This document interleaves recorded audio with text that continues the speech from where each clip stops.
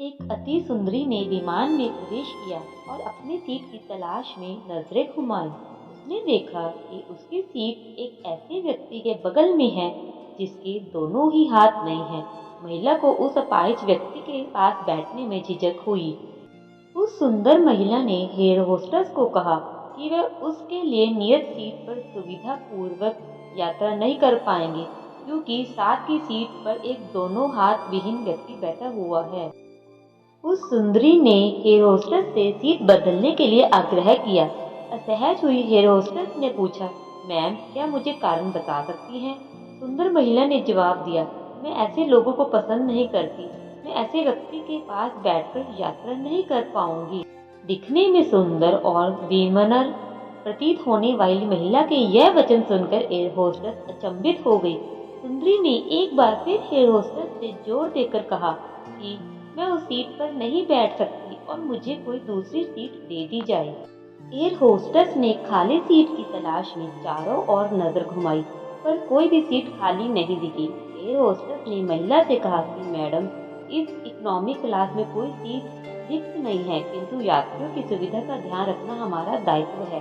अतः मैं वायुयान के कप्तान से बात करती हूँ। इस बार तब तक आप थोड़ा धैर्य रखें। ऐसा कहकर होस्टेस कप्तान से बात करने चली गई। कुछ समय बाद उसने लौटने पर महिला को बताया, महोदय, आपको जो असुविधा हुई उसके लिए बहुत खेद है। इस पूरे विमान में केवल एक सीट खाली है और वह है प्रथम श्रेणी में है। मैंने हमारी टीम से बात की और हमने एक असाधारण निर्णय लिया। एक यात्री को इकोनॉमी क्लास से प्रथम श्रेणी में भेजने का कार्य हमारी कंपनी का इतिहास में पहली बार हो रहा है।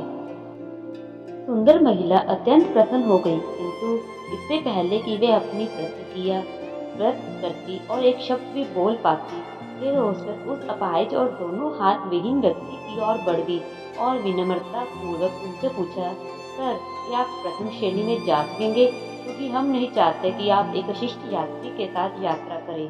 यह सुनकर प्रत्येक यात्री ने ताली बजाकर इस निर्णय का स्वागत किया। वह अति सुंदरी महिला तो अब शर्म से नजरें ही नहीं उठा पा रही थी। तब उस अपाहिज व्यक्ति ने खड़े होकर कहा, मैं एक भूतपूर्व सैनिक हूँ और मैंने एक ऑपरेशन के दौरान कश्मीर सीमा पर हुए बम विस्फोट में अपने दोनों हाथ खो दिए। सबसे पहले जब मैंने इन देवी जी की चर्चा सुनी, तब मैं सोच रहा था कि मैंने भी किन लोगों की सुरक्षा के लिए अपनी जान जोखिम में डाली है और अपने हाथ खोए। लेकिन जब आप सभी की प्रतिक्रिया देखी तो अब अपने आप पर गर्व महसूस हो रहा है कि मैंने अपने देश और देशवासियों की खातिर अपने दोनों हाथ खोए। और इतना कहकर वह प्रथम श्रेणी में चले गए। सुंदर महिला पूरी तरह से शर्मिंदा होकर सिर झुकाए सीट पर बैठ गई। तो दोस्तों, शारीरिक सुंदरता का महत्व तब तक कुछ नहीं जब तक व्यक्ति का मन और उसके विचार सुंदर ना हो। उस अतीत सौंदर्य का कभी कोई मूल्य नहीं है अगर विचारों में उदारता ना हो।